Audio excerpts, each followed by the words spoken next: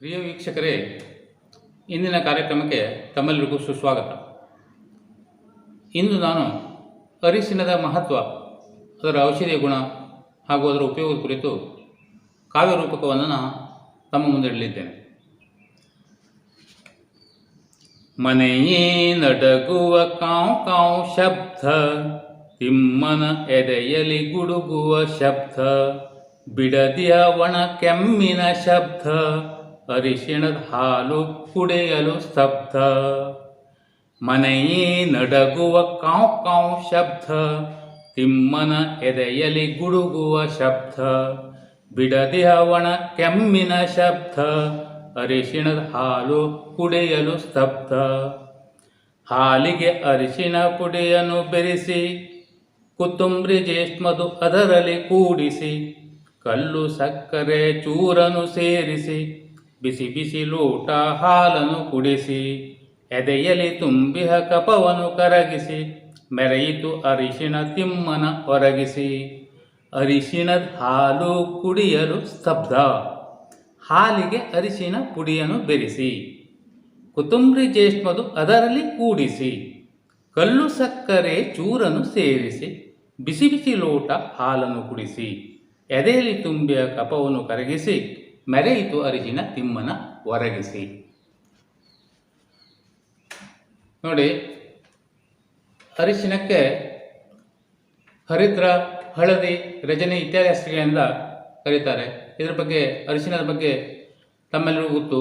ಇದು ಒಂದು ಹಿತ್ತರ ಗಿಡವೂ ಹೌದು, ಹಾಗೆ ಪಾಟ್ನಲ್ಲೂ ಕೂಡ ಇದನ್ನು ಬೆಳೆಸಬಹುದು. ಸಾಮಾನ್ಯವಾಗಿ ಆ್ಯಂಟಿಬಯೋಟಿಕ್ ಆಗಿ ಇದು ಕಾರ್ಯನಿರ್ವಹಿಸುತ್ತದೆ. ರೋಗ ನಿರೋಧಕ ಔಷಧಿ ಗುಣ ಅರಿಶಿಣದಲ್ಲುಂಟು. ಈ ಅರಿಶಿಣದ ಉಪಯೋಗದಿಂದ ನಾವು ಬಹಳಷ್ಟು ರೋಗಗಳನ್ನು ನಿವಾರಣೆ ಮಾಡಿಕೊಳ್ಳಿಕ್ಕೆ ಬರ್ತದೆ. ಮುಖ್ಯವಾಗಿ ಹೇಳೋದಾದರೆ, ಈ ನೆಗಡಿ, ಕೆಮ್ಮು, ಕಫ ಇದನ್ನು ಕೂಡಲೇ ಹತೋಟಿಗೆ ತರಲಿಕ್ಕೆ, ಕಫವನ್ನು ನೀರಾಗಿಸಲಿಕ್ಕೆ ಇದು ಅತ್ಯುತ್ತಮವಾದಂತಹ ಒಂದು ಔಷಧಿ. 1 ಚಮಚ ಅರಿಶಿಣ ಪುಡಿಯನ್ನು 1 ಲೋಟ ಹಾಲಿಗೆ ಸೇರಿಸುವುದು, ಹಾಗೂ 5 ಗ್ರಾಂ ಕೊತ್ತಂಬರಿಯನ್ನು ಅದಕ್ಕೆ ಸೇರಿಸಿ, 1 ಜ್ಯೇಷ್ಠ ಮಧುವಿನ ತುಂಡು, 1.5 ಇಂಚಿನ ಒಂದು ಜ್ಯೇಷ್ಠ ಮಧುವಿನ ತುಂಡನ್ನು ಜಜ್ಜಿ ಅದರಲ್ಲಿ ಹಾಕೋದು. ಆ ಹಾಲನ್ನು ಕುದಿಸೋದು. ಒಂದು ಕುದಿ ಬಂದ ನಂತರ ಅದನ್ನು ಸೋಸಿ, ಅದಕ್ಕೆ ಕಲ್ಲು ಸಕ್ಕರೆಯನ್ನು ಬೆರೆಸಿ ಅದನ್ನು ಕುಡಿದರೆ, ರಾತ್ರಿ ಊಟದ ನಂತರ ಮಲಗುವಾಗ ಕುಡಿಯೋದು, ಬೆಳಗ್ಗೆ ತಿಂಡಿ ಆದ ನಂತರ ಸೇವಿಸುವುದು. ಇದರಿಂದ ಬೇಕಾದಷ್ಟು ಕಫ ಆಗಿರಲಿ, ಕಫ ನೀರಾಗಿ ಹೋಗ್ತದೆ ಮತ್ತು ಕೆಮ್ಮ ಕೂಡಲೇ ಒಂದು ಹತೋಟಿಗೆ ಬರ್ತದೆ. ಇನ್ನು ಈ ಅರಿಶಿಣ ಮಧುಮೇಹಕ್ಕೂ ಕೂಡ ಅತ್ಯುತ್ತಮವಾದಂತಹ ಒಂದು ಔಷಧಿ ಹೌದು. 1 ಚಮಚ ಅರಿಶಿಣ ಪುಡಿ, ಇದಕ್ಕೆ 1 ಚಮಚ ನೆಲ್ಲಿ ಪುಡಿ ಅಂದರೆ ನೆಲ್ಲಿಯ ಚೂರ್ಣ, ಇದನ್ನು ಸೇರಿಸೋದು. 4 ಲೋಟ ನೀರಿಗೆ ಹಾಕಿ ಅದನ್ನು ಕಷಾಯ ಬತ್ತಿಸುವುದು. 4 ಲೋಟ ಹಾಕಿ ಅದನ್ನು 1 ಲೋಟಕ್ಕೆ ಬರೋ ತನಕ ಕುದಿಸಬೇಕು.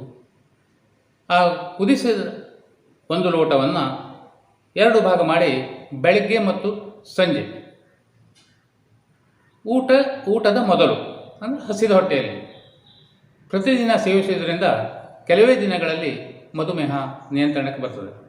ಅಷ್ಟೇ ಅಲ್ಲ, ಈ ಅರಿಶಿಣ ಮುಂಡಿಗೆ ಅಂತ ಹೇಳ್ತಾರೆ, ಅರಿಶಿಣ ಕಾಮಾಲೆ ಅಂತ ಹೇಳ್ತಾರೆ, ಜಾಯಿಂಡಿಸ್ ಅಂತ ಹೇಳಿ ಕರೀತಾರೆ. ಇದಕ್ಕೂ ಕೂಡ ಇದು ಅತ್ಯುತ್ತಮವಾದಂತಹ ಒಂದು ಔಷಧಿ. 1/2 ಚಮಚ ಅರಿಶಿಣ ಪುಡಿಯನ್ನು 1 ಕಪ್ಪು ಮಜ್ಜಿಗೆಯಲ್ಲಿ ಸೇರಿಸೋದು, ಅದನ್ನು ಚೆನ್ನಾಗಿ ಕದಡುವುದು. ಪ್ರತಿದಿನ ಬೆಳಗ್ಗೆ ಹಸಿದ ಹೊಟ್ಟೆಯಲ್ಲಿ 1 ವಾರಗಳ ಕಾಲ 7 ದಿವಸ ಸೇವಿಸಬೇಕು. ಆದರೆ ಉಪ್ಪು ನಿಷಿದ್ಧ, ಇದಕ್ಕೆ ಉಪ್ಪನ್ನು ಸೇರಿಸಬಾರ್ದು. ಮತ್ತು 10 ದಿನಗಳ ತನಕ ಉಪ್ಪನ್ನು ಹಾಕಿದಂತಹ ಪದಾರ್ಥವನ್ನು ಸೇವಿಸಕೂಡದು. ಹಾಗೆ ಎಣ್ಣೆಯಲ್ಲಿ ಕರೆದಂತಹ ಪದಾರ್ಥ, ನಂಜಿನ ವಸ್ತುಗಳನ್ನು ತಿನ್ನಬಾರ್ದು.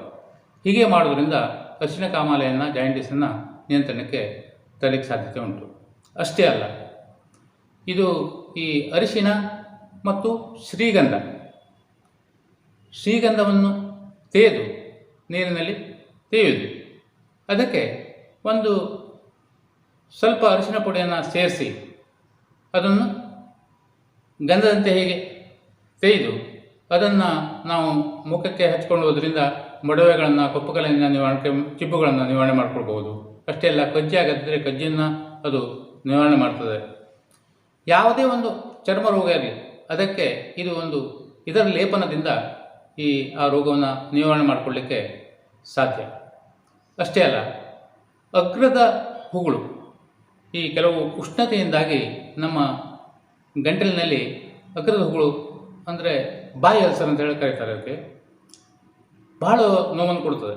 ಸಾಮಾನ್ಯವಾಗಿ ಬೆಳಗಿನ ಜಾವದಲ್ಲಿ ಅದು ಬಹಳಷ್ಟು ನೋವನ್ನು ಕೊಡುವ ಮೂಲಕ ನಿದ್ರೆಯನ್ನು ಕೆಡಿಸಿಬಿಡ್ತದೆ, ನೋವನ್ನು ಸಹಿಸಲಿಕ್ಕೆ ಆಗೋದಿಲ್ಲ.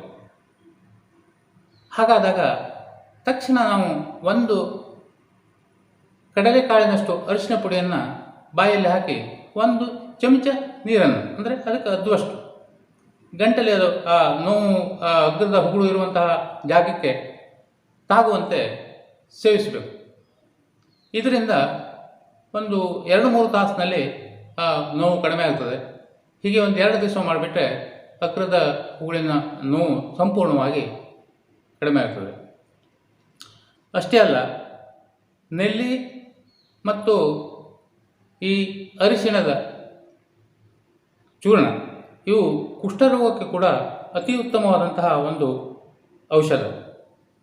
ಇದರ ಸೇವನೆಯಿಂದ ಕುಷ್ಠರೋಗವನ್ನು ಕೂಡ ಕಡಿಮೆ ಮಾಡಿಕೊಳ್ಳಲಿಕ್ಕೆ ಸಾಧ್ಯತೆ ಉಂಟು. ಇನ್ನಿತರ ಚರ್ಮ ರೋಗಗಳಿಗೆ ಈ ನಂಜಿನಿಂದಾಗುವಂಥದ್ದು, ಕಾಲು ನಂಜು ಇತ್ಯಾದಿಗಳಿಗೆ ಈ ಹರಳೆಣ್ಣೆಯಲ್ಲಿ ಸ್ವಲ್ಪ ಅರಿಶಿನ ಪುಡಿಯನ್ನು ಸೇರಿಸಿ ಅದನ್ನು ಲೇಪನ ಮಾಡಿಕೊಳ್ಳೋದ್ರಿಂದ ನಿವಾರಣೆಯನ್ನು ಕಂಡುಕೊಳ್ಬಹುದು. ಪ್ರಿಯ ವೀಕ್ಷಕರೇ, ನನ್ನ ಮುಂದಿನ ವಿಡಿಯೋದಲ್ಲಿ ಕೆಂಪು ದಾಸವಾಳ BP-ಯನ್ನು ಯಾವ ರೀತಿಯಾಗಿ ತಗ್ಗಿಸಲಿಕ್ಕೆ ಪ್ರಯತ್ನ ಪಡ್ತದೆ, ಹೇಗೆ ಕಡಿಮೆ ಮಾಡ್ತದೆ, BP-ಯನ್ನು ನಿಯಂತ್ರಣಕ್ಕೆ ತರ್ತದೆ ಅನ್ನೋದ್ರ ಕುರಿತು ನಾನು ನನ್ನ ಒಂದು ಗೀತೆಯನ್ನು ಪ್ರಸ್ತುತಪಡಿಸಲಿದ್ದೇನೆ. ಹಾಗಾಗಿ ಈವರೆಗೆ ತಾವು ಯಾರೂ ಸಬ್ಸ್ಕ್ರೈಬ್ ಆಗಿಲ್ಲ ಅಂತ ಹೇಳಿದ್ರೆ ಈ ಕೂಡಲೇ ಈ ಚಾನಲ್ಗೆ ಸಬ್ಸ್ಕ್ರೈಬ್ ಆಗಿ, ಹಾಗೆ ಲೈಕ್ ಮಾಡಿ, ಶೇರ್ ಮಾಡಿ. ನಮಸ್ಕಾರ.